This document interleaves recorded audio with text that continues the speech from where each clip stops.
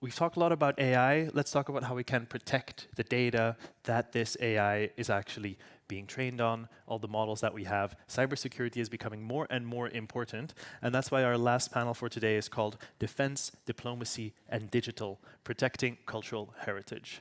So just waiting for the slides to get up while I invite our lovely moderator for today's session. She is Corinne Stein-Schneider. You probably have seen her in some other sessions already. She's manager at Michael Cultural Association. Let's welcome her to the stage. Corinne.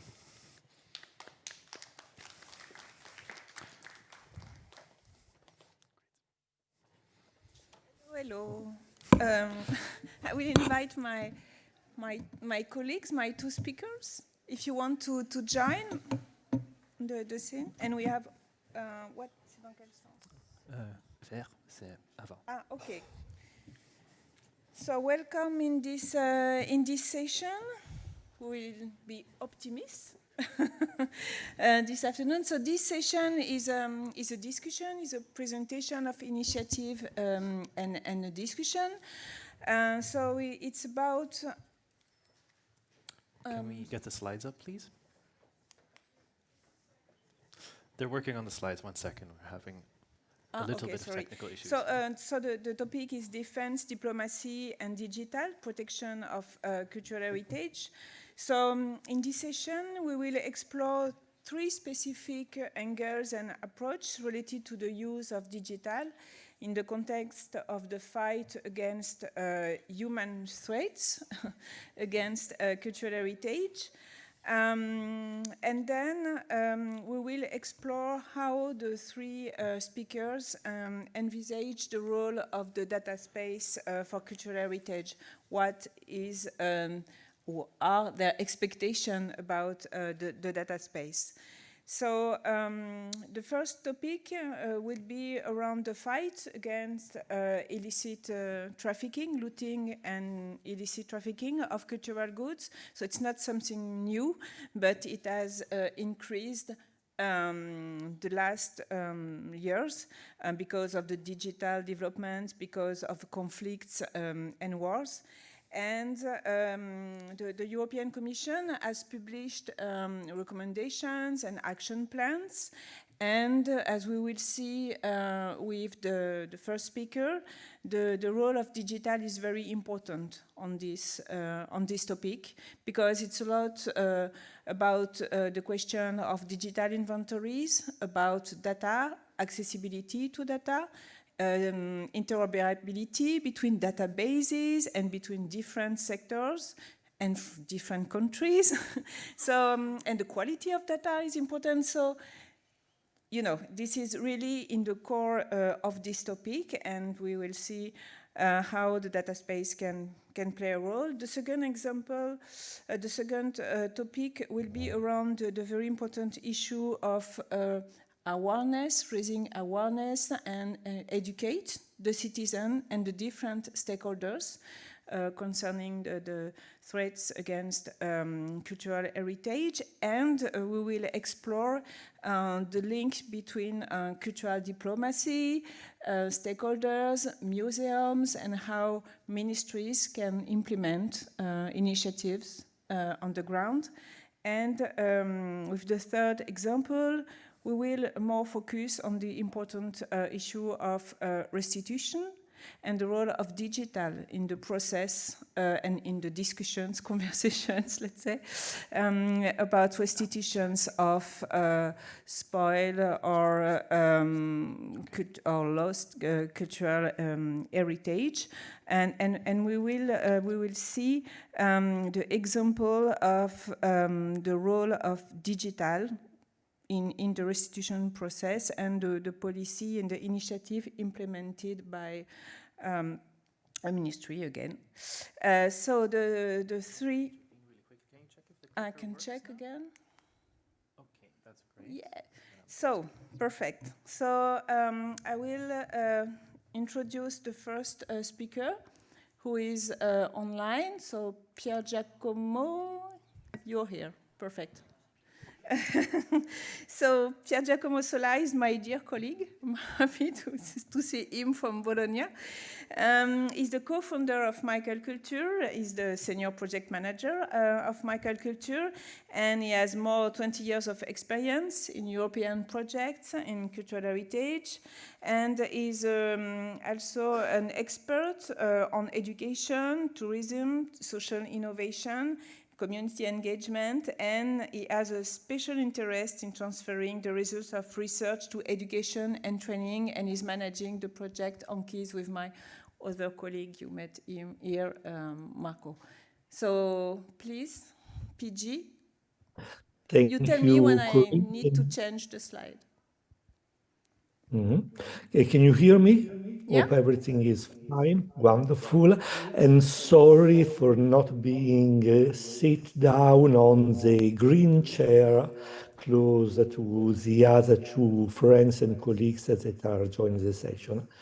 So my intervention will present ANCHISE. ANCHISE is an Horizon project, Horizon Europe project that has been founded in the call of 2023. It's been started already since 30 months, and we are going on the final phase of the project. The focus, as you've seen from the general title of my presentation, is concerned with the fight against looting and illicit traffic of cultural goods. And this is a topic that was started, let's say, at least 55 years ago. I mean 55 because the first convention that was promoted by the UNESCO in the 1970 was concerned with the topic and was one of the first initiatives at the worldwide level. The European Union has started to include this domain within the research topic founded by Horizon Initiative in the latest call. And we have to also to thank a previous project that was, let's say, the ancestor of ANCHISE. Nature was started in 2019 and was the first initiative in order to create a common platform in order to stimulate the different actors. So, of course, a researcher, cultural professional, but of course, due to the topics, also the art market, the archaeologists, and not last but not least, the law enforcement agency. This means police and customs. ANCHISE moved from this first project in order to propose technical solution. So it's a project that has been launched in order to develop a set of tools, and of course has different elements that can be interesting for our topics. So first of all, we have, let's say, different objectives. First of all, to create and to manage, to engage a unique network of practitioners coming from the different categories, to create some pilot experiments. In practical terms, we have museums, archaeological sites, and border control. Then the technologies, there is a set of 6 different tools that has been developed and now have been tested and are going to be finalized. And of course, together with this aspect, also a large-scale evaluation scheme of technology, in the sense that we are not just working on creating new tools with the project, but also to integrate these tools with other research, other projects. We have 2 sister project that has been founded in the same call, but there is also a network of other experts that we are trying to animate. Now, please come back to the ambition before. Because, of course, our ambition is really to become the platform for all the actors, for all the stakeholders, the practitioners that are interested in assessing technology and adopting for their own purposes. Police, customs, museums, archaeological sites, and so on. Please move to the following slide. And we will see that we have 4 main actions. The one that is already mentioned, technology watch, in the sense that from the very beginning we have creating a systems in order to keep under control what is happening at European and worldwide level on this field. Next click, please. The second action, on the contrary, is the development of object recognition technology. We will see in the next slide what this does mean. The pilot experimental areas, there are 3 testing grounds I already mentioned: archaeological site, cultural institution with a specific focus on museum, and the law enforcement agency, mainly the ones that are directly active at the borders of European Union in order to avoid the entrance on the escape of cultural object from the Union. And finally, of course, the very important action, community dissemination and community management, and here is the area where our association, the Michael Culture Association, is directly concerned in order to spread information. Please, slide.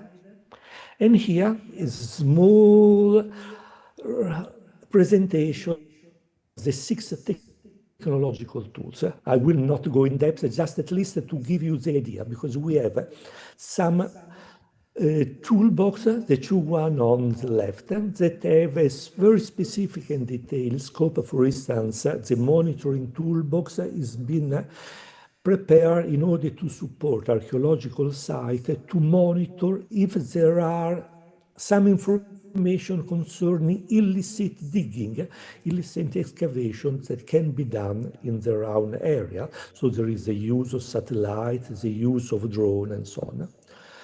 The second element, on the contrary, the one created by Innova, has a specific function of creating a spectroscopic element in order to analyze with the spectrographic tool how old is a book, in order to identify if it's a rare edition or something that has been manufactured. Then we have, on the contrary, 2 tools, artifacts and Kiku, that are more concerned with analyzing, first of all, the long scale, the long time matter that is necessary in order to identify and to take activities concerned with the fight. In the sense that the Kiku has created a tool that is performing a crawling on the web in order to inform, making analysis on every kind of object that appear on the internet, both the official and the dark internet, if there are some information about objects that can be sold in platforms that can be official or not. On the contrary, Artifact has created a repository database of objects that has been stolen or similar to objects that can be stolen in order to give an immediate information to agent for the customs if an object that has been identified in baggage or, let's say, in in the property of a tourist that is crossing the border if there is any risk that this object has been stolen. The final two, on the contrary, are the cultural heritage and the database for cultural heritage, more concerns the interconnection of the different data in order to create the possibility of managing and transferring information between different systems. The next slide, please. A very important topic that we have been started is to disseminate and to animate our community with capacity building activities. So there are at the moment 6 ANCHISE talks that has been organized. You see the different, the titles of the different formation is quite important. Please come back. One No, but because we still have 2 minutes. Oh, I have time. There is just to introduce our next ANCHISE talks because it will be managed by Mariusz, our Polish colleague that will present, will be the third speaker of this session. And of course, there is also an invitation to Georgia in order to be present in one of the next one. Come back very rapidly to the next slide, where there is just, please go until the end, just to provide the evidence of the different activities that will be organized. There has been already a forum last year and 2 international symposia that has been already organized, 9 demo sessions that has been organized all over Europe, and of course, what is important, please save the date for the 14-16 January 2026, because there will be the final event in Athens. The final slide, please. And not least, once more, we have a first policy brief that has been already issued, including the recommendation. The second one is expected at the end of the month. And final, the product of our project will be a set of recommendations that will be proposed in our final forum in January 2026. Thank you for your attention, and for more information, you have the website of the project and any kind of questions at the end of this session. Thank you very much. Thanks a lot. Thanks a lot, PG, and stay with us, because after the presentation of the 3 initiatives, we will have questions for the 3 of you and for you. So we will move from the example of the role of digital, as you just seen in the topic of the looting and trafficking of cultural goods, to the question of awareness level, and it's also a very important topic, and it's a fundamental topic. And we will see with Georgia the relation between cultural diplomacy and digital experience. And I missed my document. And just to introduce Georgia. So Georgia, you work in cultural policy and diplomacy. You're a curator of public program at the Archaeological Museum of Patras, so Hellenic Ministry of Culture. And you also are engaged in civil society initiative with, you are working, engaging civil society. And you are an ENA Council member at Europeana and the steering group of education, community, and governance. So it's a lot. So please, and when you want me to change, you prefer to be there or you prefer to sit? Okay, so please.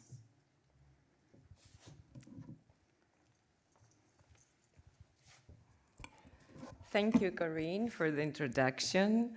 Thank you for staying till now, the last session of our Inspireful Conference of Europeana 2025. It's a great pleasure to share all these days, inspireful, fruitful, and powerful insights, projects, ideas, initiatives through all over Europe from different stakeholders, as we've mentioned before, from the public sector, from the private, from civil society, and of course from academic and research institutions as well. We shared a common place, a common space 2 days now about the so-called resilient, agile, and democratic common cultural heritage. Democratize doesn't mean only access to my perspective, to my philosophical and cultural perspectives. It's about participatory, it's about engaged and be active. Johan mentioned in the beginning of this section about the new model of participatory intelligence, and this is what I'm going to present to the theoretical, philosophical base that we have to bridge and structure the new database, always human-centered and always based of the ethical, philosophical principles that we all share. Cultivate emotional, but moreover, cultural intelligence. With most of you, we had certain talks during the sessions about the new cultural intelligence towards artificial intelligence and how all these bridge and coexist inside cultural human heritage. Okay. So, wearing different hats as a practitioner in the public sector, as an active participant in civil society initiatives, and as a researcher in the field, I've seen that culture has multi-leveled powers. And one of the power, it's soft power, and I will explain immediately what I will share with you. But first, I would like, I forgot I don't have to.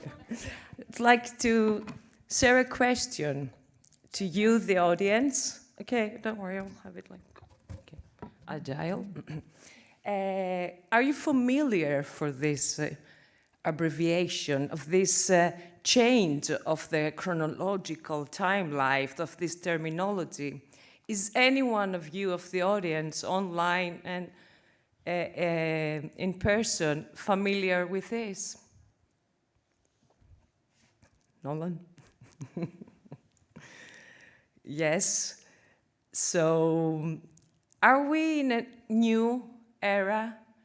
Is it politically correct to use this new terminology? Things change. We are facing, the world is facing crisis, geopolitical, cultural, economical, and this is what, especially in the academic institutions and to researcher activities, the new terminology 2025 Annus Domini or Common Era. In universities, in papers, we use that, and not only in the academic environment, but I'm proud to say that the museum I work to, the Archaeological Museum under the Minister of Culture, has embraced this as neutral, common era. The statement of the new era, which doesn't have this religious, this political, as mentioned and yesterday, that culture is always policy, politics. BC, before Common Era, CE, Common Era, and that is what most of the organizations. 5 minutes left, okay, I'll go really fast, but we'll go back because are we lost in time and space? And I will go back to 2,300 years ago, where Aristotle, a Greek ancient philosopher, pointed out polis, the meaning of polis, which comes the word policy, and politismos, which is translation of culture in Greek. The powerful trilogy, 2,300 years ago, mentioned, described the common good, the common ground, the highest level of a city-state when it's human-centered and promotes and flourishes prosperity and well-being. Bearing that in mind, and we'll go back and forwards in time, 2015, we have the European resolution of the European Parliament that underlines this new model of governance in cultural heritage, the holistic approach, different stakeholders, different principles, and for the first time underlined the common good, the common ground, our common cultural heritage. Europe, Evropi, is a Greek word. Also, I think Marta Bagnoli mentioned it also yesterday. Evris, it's the wide, and opas, it's the ancient word for the eyes, the big eyes that what we preserve, that we want to protect, and that we want to reuse to build this. So the resolution, all state members, the common good, the common ground, and then we have von Leider said, building peace, cohesion, solidarity. This is fundamental for sustainability, for resilience between us. And of course, the Conference on Future of Europe, that bottom-up citizens put on their report on May 2022, the 10 priorities about Europe 2035.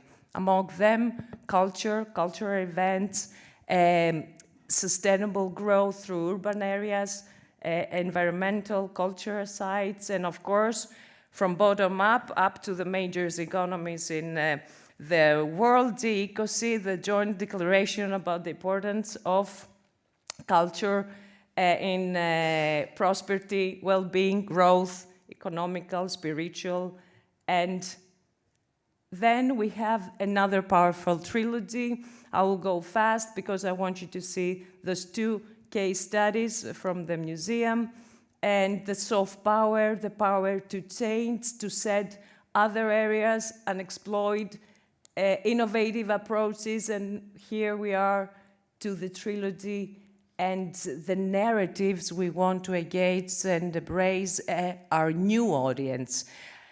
From my research, what I've seen is that they are not familiar, with illicit trafficking, nor with illicit excavating, stolen, looted objects, not even young audience, but even adults, and far more from the cultural diplomacy theory and terminology. The museum I come from, 3 permanent collections, Mycenaeum and Roman period, private public life necropolis, following not the timeline, but following human being, the life, the three aspects of human life. And this is our initiative, cultural diplomacy, engagement with youth audience, with adults, through 2 important case studies that we had to host it. We were privileged to host to the Archaeological Museum, Stolen Past, Lost Futures, all real case studies about looted illicit trafficking through Greece and Germany. And the other case study, the physical artifacts that were repatriated in our museum, 3 ancient artifacts from the United States and from an academic university, Carlos Museum, Emory University. This is the interface curated from the Director of Cultural Goods and from the Minister of Culture.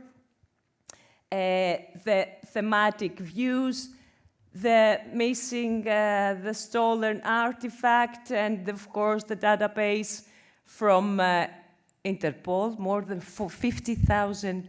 Okay, Nolan said, okay, 1 minute left, and then we have the structure, how we engage, how we build other narratives through these objects, from the digital exhibition, physical exhibition, negotiations, real states, and learned.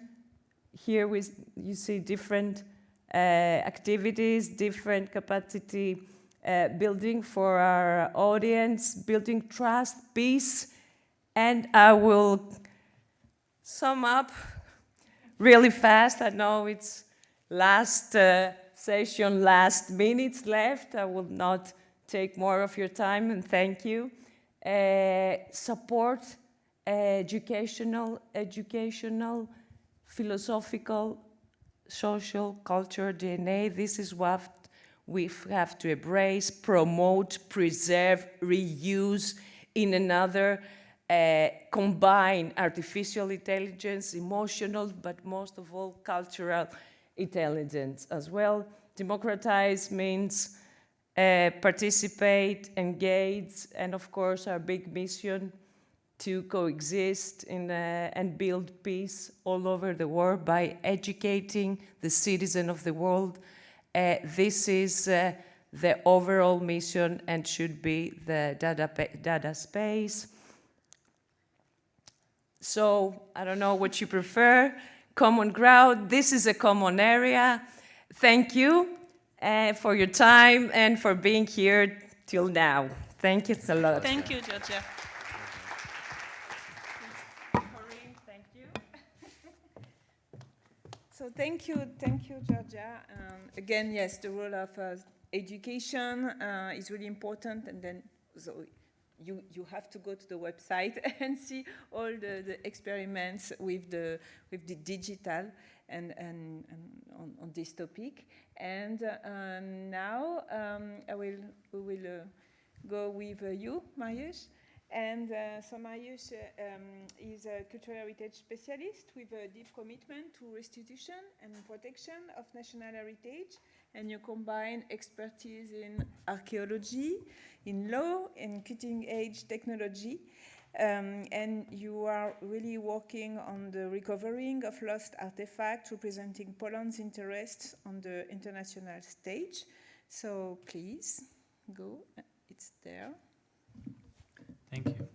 Thank you for me allowing me to be here, and I'm really honored to present some of the more practical aspects of how the data is used and reused, especially in the works of Ministry of Culture in this particular field, which is the field of restitution of cultural goods. I will hope to fit into the 10 minutes allocated to me. Please allow me to finish if I'm 20 seconds below. The ministry has various responsibilities which are described in the acts of law. In here, there's only one act of law mentioned. This is the 2017 Act on Restitution of Cultural Goods, and it highlights some of the responsibilities. These are the responsibilities of the minister in the act itself.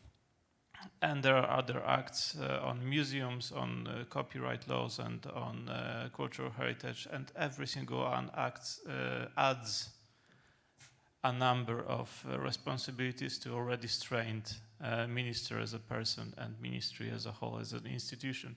And in here, in this one sliver, we already have a whole area of operation and cooperation, and this area can be overwhelming, and we try to protect ourselves against being overwhelmed by the use of technology. And the technology itself that we are using at the moment is defined by the pretty much, in my opinion and personal opinion, one of the most important aspects of Polish law, which is Code of Administrative Procedure, Article 12, which means we have to act by the simplest means possible. Usually the simplest means possible, and this is possibly visible in the very first slide, is the use of image recognition technology. And to use image recognition technology, the technology has to exist, and it does. We have to have the data to recognize the image, and we have to have the environment in which the image is being recognized, and we have to have the tools, which are in this case crawlers, and as well as image comparison tools. So this is already a huge area of operation for which we are using data as similar, or sometimes the very data that is being used in Europeana or other similar platforms. This one in here is an example of something that has been found recently, and possibly you've heard of it. Through the use of image crawler, we did locate, and the talks are already ongoing, the drawing by Wasyli Kandyński in Berlin. And this was a part of very important international cooperation, but for me personally, it is an example of how easy the technology, easy in asterisk, how easy the technology can be and how helpful it can be, because this moment in time has been started during the pandemic, and I was working from home, operating this very system that actually helped us locate the stolen drawing by Wasyli Kandyński, and it was my 6-year-old daughter who sat next to me who was actually pointed out that this is the same thing and this is the one you're looking for, Daddy. So yes, the technology already is groundbreaking, but this is technology in 2D. Of course, that would be disappointing if I stayed with that, and 2D technology would be not enough for anybody to engage. So we are going to narrow down the scope of conversation. Let's go into 3D, which is more rarely used. 3D, of course, does have application, and these applications are sort of evolving. What is possible in 3D as a sort of more true replica or more true to life representation of something has many different aspects, and I'm trying to show them to you. So the first aspect is being inherited, mostly, I guess, this is my understanding of this, is inherited from archaeology, where technology of 3D reconstruction or 3D documentation, as understood, for example, like 3D scanning or structure from motion photogrammetry, has been a means to preserve something by record. In top row, you can see how the preservation by record works. In Gdańsk, a decade ago, a cinema has been decommissioned, and works of art within the cinema have been recorded in 3D and deconstructed and are waiting to be reconstructed using the documentation that already has been created then a decade ago.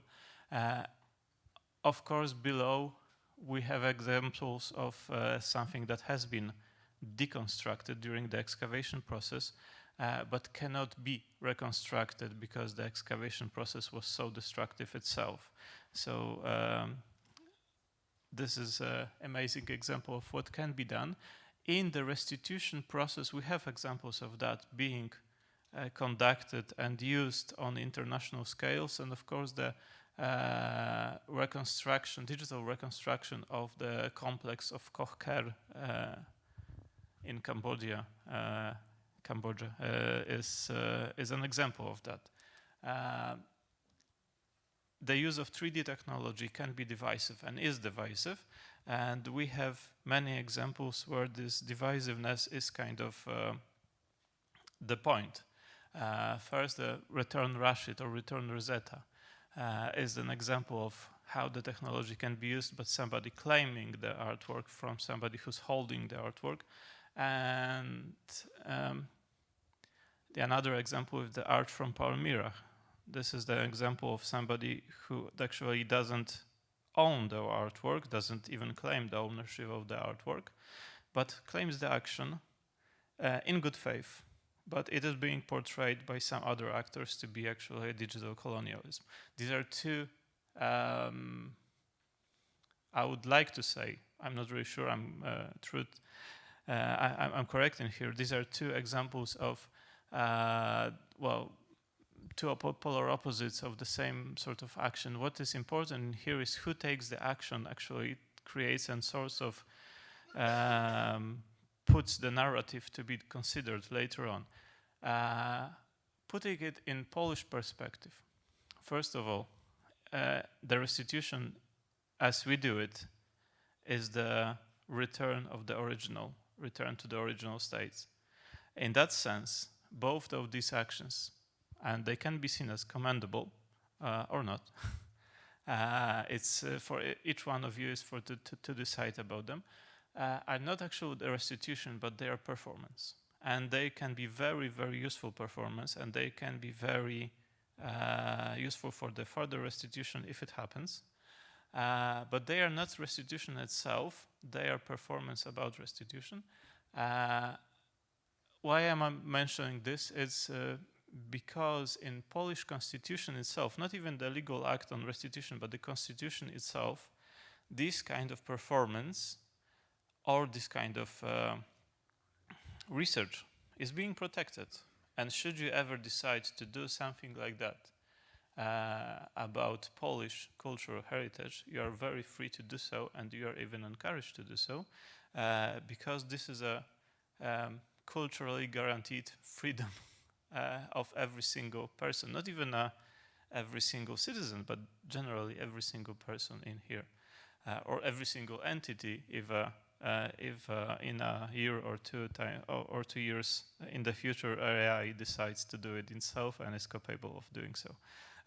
So that's another whole discussion. And please remember about these two aspects before we go to the next slide. Another facet of using 3D technology as sort of simulacre of repatriation, not even restitution, but repatriation, is sort of creating the condition for different types of access to the works that we are documenting. I had the privilege a decade ago to take a part in Breaking the Mold project, which is, you can see a top left image is the Andale shield from Bronze Age artifact from Ireland.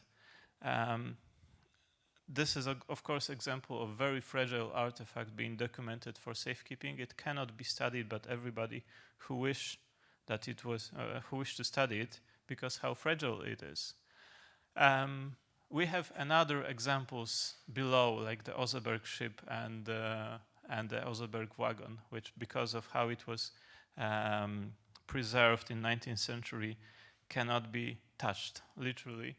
We have the Herculaneum scrolls, we have the Timbuktu that could not be studied any other way. Timbuktu manuscripts, which are very fragile and in very particular political situation as well in Mali. On the right-hand side, you can see something which is rarely talked about. Sometimes it's not only about the safety of the artifact or the place that we are talking about, but it's always also sometimes about our own safety. And this is very mundane model of a basement next, very close to Warsaw. I've done the 3D model 12 years ago, and it was back in time when I was a practitioner of 3D arts and magics, and not only a civil servant. I don't know if it's mold or toxic materials that were stored in there beforehand. It felt very sick for a couple of weeks after that. Sometimes we have to remember that once discovering or researching something, we have to sometimes even be protected from the things that we are being researching actively. There's also a price. Let's think about, for example, for a second, about the teams that are going to be the first to excavate or assess sites where you can have landmines. That's even entirely possible in furious time in Ukraine. So this is another example where it's important in the restitution adjacent field. Let's go into the restitution itself and how it can contribute. We have I don't have time, so I'm going to be very quick in here. We have the very clear result of how the things should be, and everybody agrees that this is the sort of example, the Tilnig tribe huts and the 3D scans and replicas created by the Smithsonian Natural History Museum, and replicas being kept in the museum while the actual huts and masks are being returned. On the other side of the spectrum, we have a British company claiming to have found a solution of how to preserve, copy, and protect the Elgin marble, and the British Museum not cooperating. In Poland, let's go back how we can actually use in our actual restitution of our actual artifacts. We have to remember that we are bound by this law that I've mentioned in the very first slide, which means we have to use the most simple solutions that are available and are going to lead us to the closure of the case. In which case we are not looking for the solution just for the sake of a solution. We are looking for the solution to close the case. So if we are going to look for the crawler, then the crawler itself is the simplest means that we are going to stick with that technology, and so far this is the case. We have very few examples where we do 3D reconstruction and 3D representation as a means to solve the case, and this is where we use those, rarely, I have to admit. And you will notice the quality, because the quality is derived from the source it comes from. Actually, this 3D model has been created on the basis of VHS film from 1990, and this is the only documentation of a tank we have that we want to restore and bring back to Poland, and the talks are in progress. And this is the one before last, pretty much slide. Yes, please give me a minute. And possibly this is the most important slide. In 1623, the last aurochs in Europe was killed. And the hunting party that killed the animal knew that this is the very last Bovis aurochs that ever existed. In Jaktorów, near Poland, the horn of the animal has been given, has been framed in silver, has been given to the king and to the royal palace in Warsaw. In 1655, it has been looted by Swedish forces, brought to Stockholm, where it resides, together with many other objects. And 10 years ago, there was an initiative to actually make a copy and bring back the copy, not even to Warsaw, but to Jaktorów, where the forest is, where the animal was killed. And this is the example of a case where this kind of restitution would have actual place.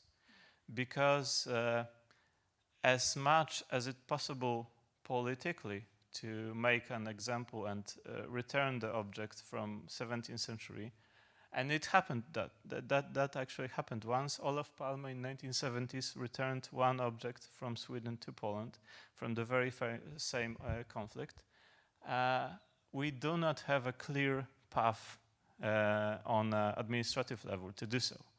So if you ever encounter this case of theoretically impossible solution, then this is where the digital solutions also live. This may be the case for the object we see very close to it, which USA is still looking for. This may be the case for the Bovis aureus horn that is in Stockholm, and we do not know if it's going to return ever in person. And that's the last slide, and I leave that for conversation outside. Thank you. Thank you. Thank you so much. We have 7 minutes, almost. 7, 8, yeah. Yeah. Just one comment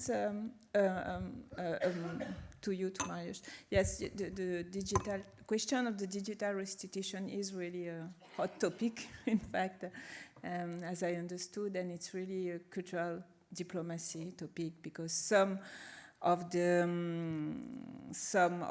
professionals think that it's a good step.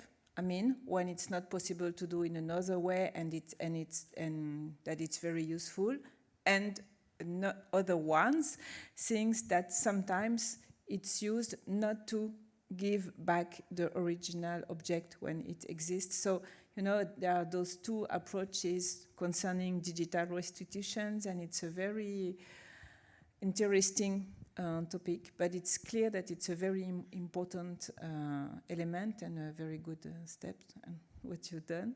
I have a question for each of you very quickly. It is, what are you expecting from the data space for cultural heritage on those your different topic and project? Maybe PG? If you hear me? Yeah, I can hear you. Can you, Opa? You can hear me well. Data space, well, I say, as a researcher, as a cultural passionate, is fundamentally important. If I look at the matter from the point of view of ANCHISE, of course, it's important to underline that for us it's more important the quality of data more than the open data. This is something to be kept in mind when you have to work with specific community, as for instance the police and the customs, where for sure the aspects concerned with security are much more important than the openness. This is, let's say, a first reaction that I can give you before giving the floor to the other two speakers. Yeah, and what we need, and we've seen with the tech partners in ANCHISE, is really we miss some data to use to train the machine, the artificial intelligence machine, and it's really important to feed, let's say, the data space with some data and massive data on specific regions or archaeological sites or other elements, because it's very useful. We need it, and each time when we work on this topic, we miss, in fact, the data to train the machine. And high quality data with rich description, etc. And of course, not only text, but images, videos. Yes. This is quite fundamental for us, indeed. Georgia?